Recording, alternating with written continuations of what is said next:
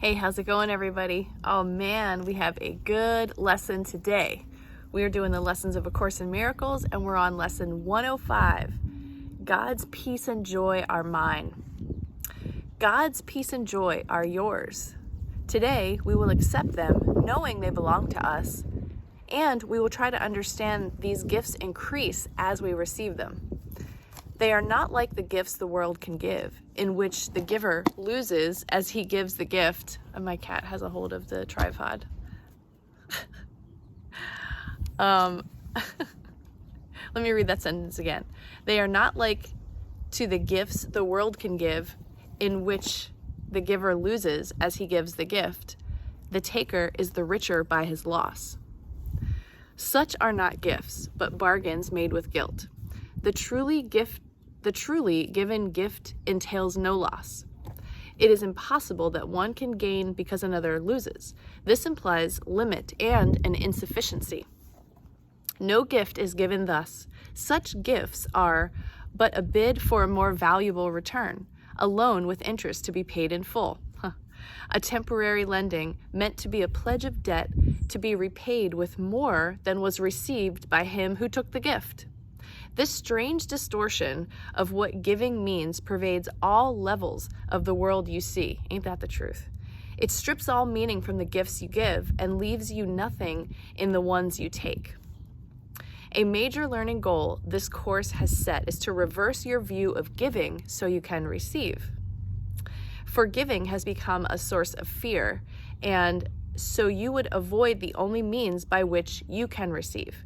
Accept God's peace and joy, and you will learn a different way of looking at a gift. God's gifts will never lessen when they are given away. They but increase thereby.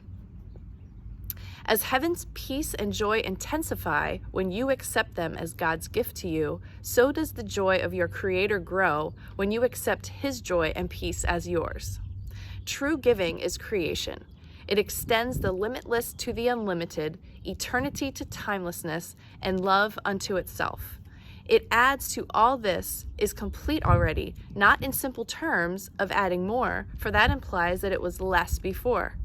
It adds by letting what cannot contain itself fulfill its aim of giving everything it has away, securing it forever for itself. Today, accept God's peace and joy as yours. Let Him complete Himself as He defines completion. You will understand You will understand that what completes Him must complete His Son as well. He cannot give through loss. No more can you. Receive His gift of joy and peace today, and He will thank you for your gift to Him. Today, our practice periods will start a little differently. Begin today by thinking of those brothers who have been denied by you the peace and joy that are their right under the equal laws of God.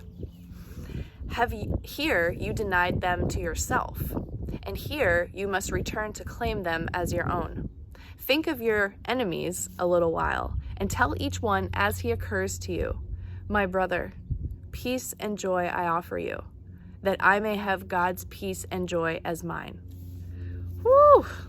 This is a good one. Thus you prepare yourself to recognize God's gifts to you, and let your mind be free of all that would prevent success today. Now are you ready to accept the gift of peace and joy that God has given you? Now are you ready to experience the joy and peace you have denied yourself?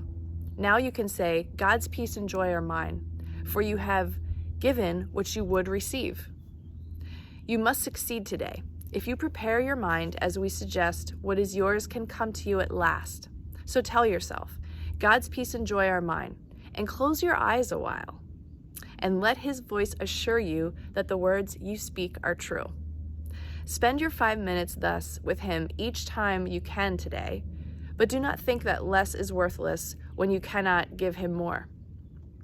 At least remember hourly to say the words which call to Him to give you what He wills to give and wills you receive. Determine not to interfere today with what He wills.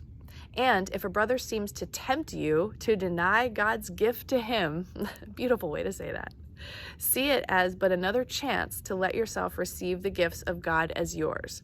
Then bless your brother thankfully and say, "My brother, peace and joy I offer you, that I may have God's peace and joy as mine." Excellent. All right, let's see what a year of forgiveness has to say about lesson number 105. God's peace and joy are mine. You are blessed beings indeed. I am that one you know as Jesus. As you understand it, there is a phrase attributed to me that states that you must pray for your enemies. That is exactly what this lesson is about. It is about wishing for your enemies that which you would wish for yourself.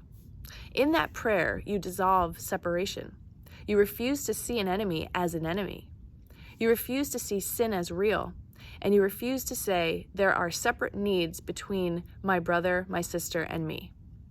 We are all the same. We are all God's children. We all deserve the peace and joy that are our natural right.